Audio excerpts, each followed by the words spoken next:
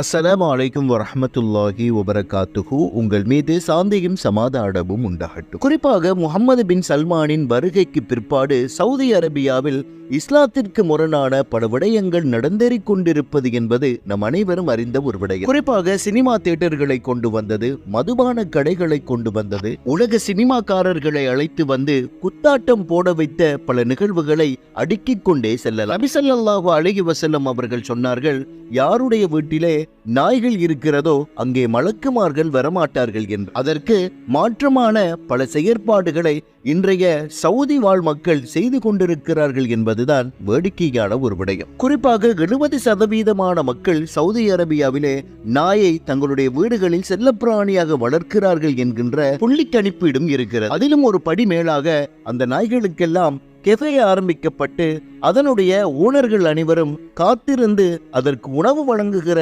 காட்சிகளையும் அண்மை காலமாக சவுதி அரேபியாவில் காணக்கூடியதாக இருக்கிறது. எனவேதான் அன்பார்ந்த இஸ்லாமிய சகோதர சகோதரிகளே, சல்மானுடைய வருகைக்கு பிற்பாடு சவுதி அரேபியாவில் எவ்வாறான மாற்றங்கள் எல்லாம் நடந்து கொண்டிருக்கிறது என்பதற்கு மேற்கூறப்பட்ட காரணங்கள் தெளிவாக சுட்டிக்காட்டுகிறது.